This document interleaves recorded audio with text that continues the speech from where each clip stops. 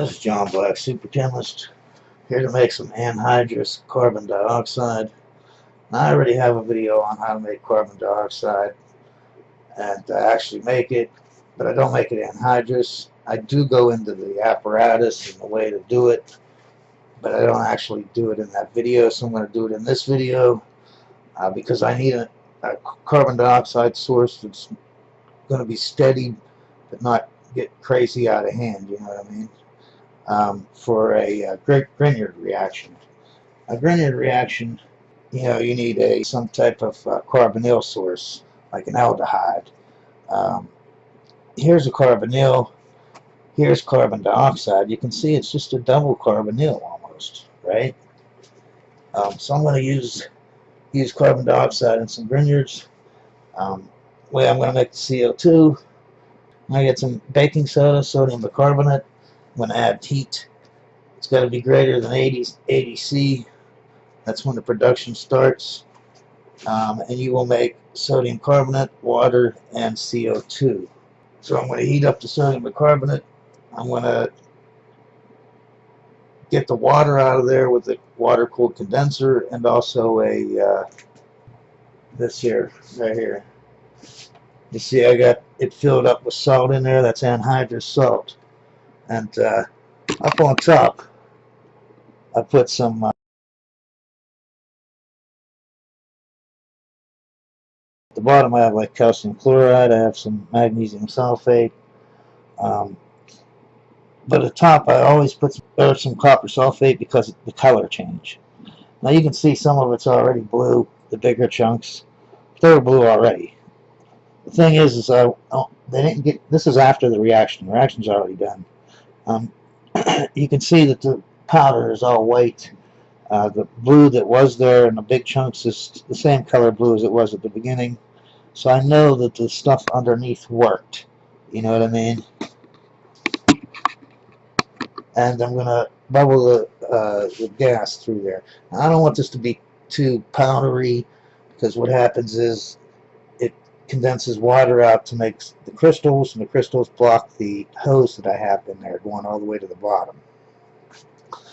So you want kind of bigger chunks in there, kind of a mix of powder and chunks. You don't want all powder or it's going to just cake up on you. You don't want it pounded in there all compressed. You want it to be loose so that the gas can get from the bottom. You know, it's coming out this tube. It's got to get from there all the way up to here to go to the next, you know, to the next tube. So anyways, let's get the experiment on the road. I do want to say that this was this worked out. You know how when you do something on paper in your head, it never works out exactly the same way when you do it in real life. This was picture perfect the way it went. You have so much control. Nothing's getting out of hand. You don't have to worry about that, you know. Here to make some anhydrous carbon dioxide. We made carbon dioxide in another video. This time we're going to make it anhydrous. I want you to see here I got an oil pot. I'm keeping it at 150.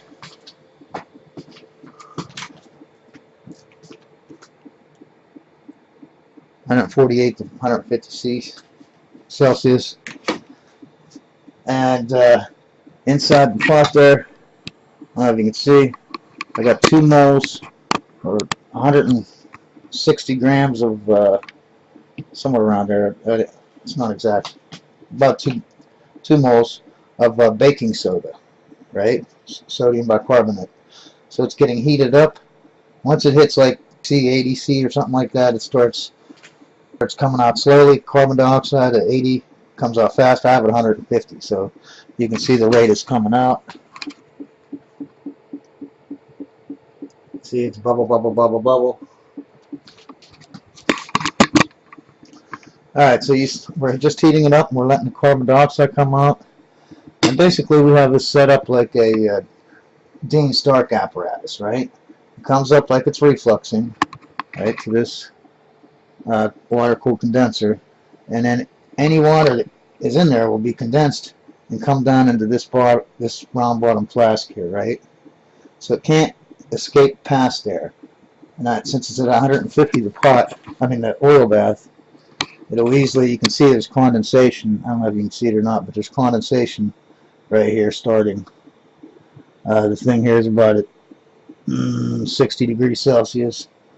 So instead of that water going up, it's going to get condensed in this condenser, and then it's going to be collected in this, so that all this can be dry and I can get that water out of there, right? Now if you look up on top, I have a hose coming out. The hose goes down to there, down to there, down to this. Now this, I have some magnesium sulfate, some calcium chloride, and then up on top, just so I can have some color differential, I have some copper sulfate, all of it anhydrous. Okay, I put the copper sulfate on top just to layer it to make sure that it is, you know, getting some of the water out of there. Then I got the hose coming out of there, and it goes down into wherever you want, you know, wherever your reaction is. I'm just practicing because I want to do a Grignard reaction, right? Aldehyde, this is easiest carbonyl I can do is carbon dioxide to make. Right? 'Cause you need some kind of aldehyde or you know, some kind of something with a carbonyl or carbonyl group, right? Carbon dioxide is the easiest, so that's what I'm starting out with, right? You learn to walk before you learn to run, right? So there it is. I got a nice rate. You know, I don't want it to be too fast, too slow.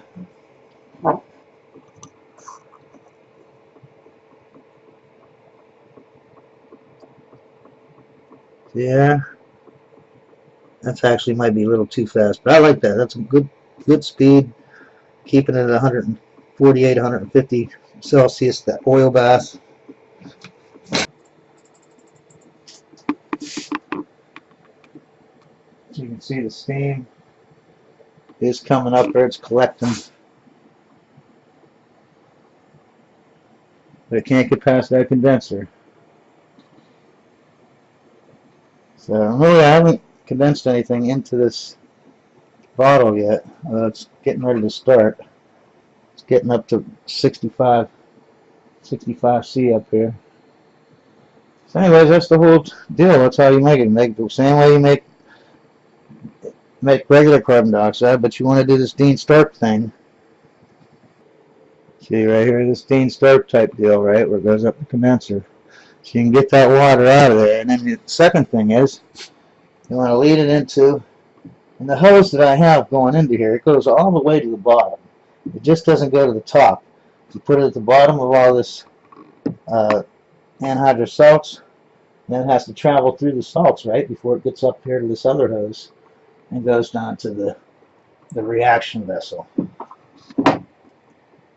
I should have a suckback trap on this. This should be my going to a suckback trap and then into the reaction, right? So this gets sucked back, it's going to go into all my anhydrous salts, right?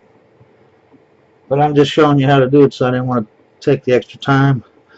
Plus, all my round bottle flasks are all being held up right now. I can't spare them.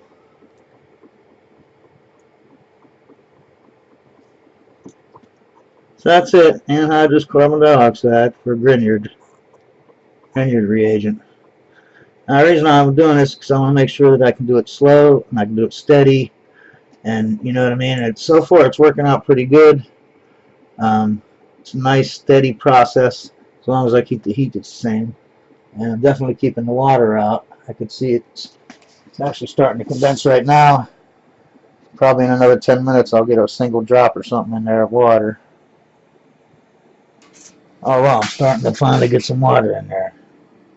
I know you can't see it, but there's actually some drops coming in now, finally. There's like a milliliter in there. You know, keeping the pot at 140 C, 150 C, keeps the still head temperature at about 70. So I jacked it up now to 80. Still head temperature of 80. I have it at like 170 for the pot. So that you must have to get rid of all the water. I'm sure this water is absorbing the CO2 that I'm making, and it drips back down in there. Then you got you know, CO2 and water, that makes carbonic acid, reacts with the sodium carbonate we're making, and you end up recycling your product. I think you're just going to have to, I have the oil bath at 180 now, and the steelhead is at 90. So what I'm going to do is I'm going to make sure that because I bet this only ends once you distill all this water out of here. And as you can see, there's a little puddle in there right now.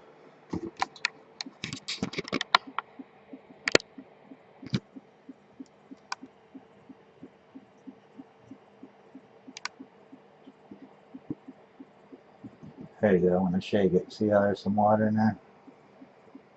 You can definitely see it beading up all over the place.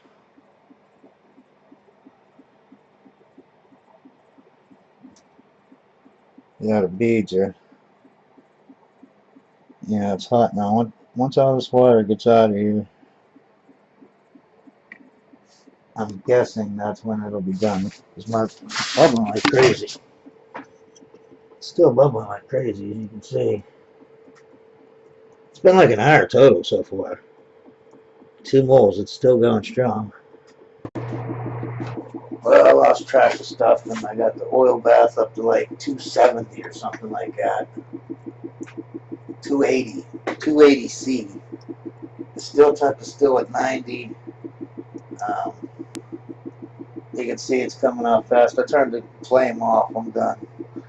I can see that that's the deal. You have to get all the water out of there. Once you get all the water out of there, then you're done. You know what I mean? I do like that. I mean, like I said, it's the oil bath at 280C.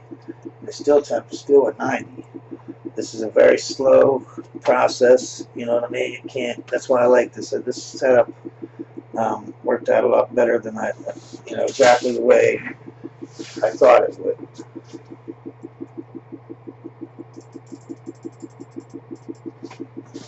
You can see there, I got some.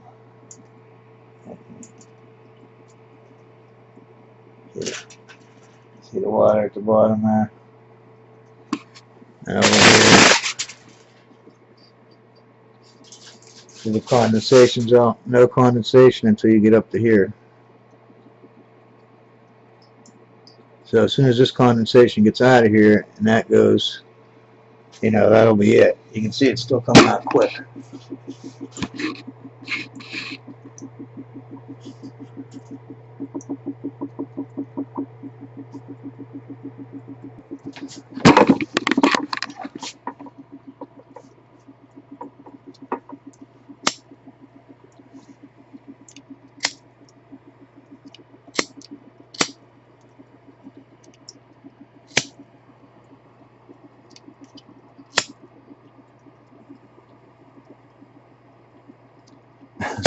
Like right above the top, see carbon dioxide's heavy, so it comes up and it spills out onto the sides. It doesn't really come up.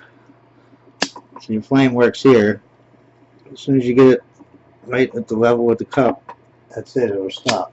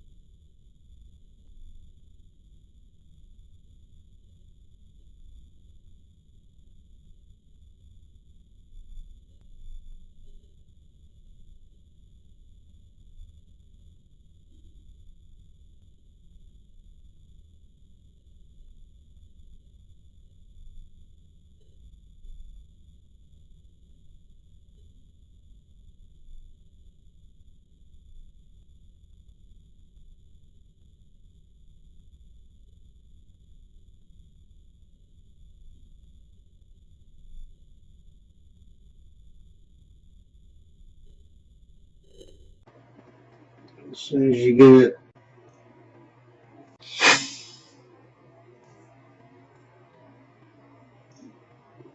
you all have a good day, and always remember, science is great.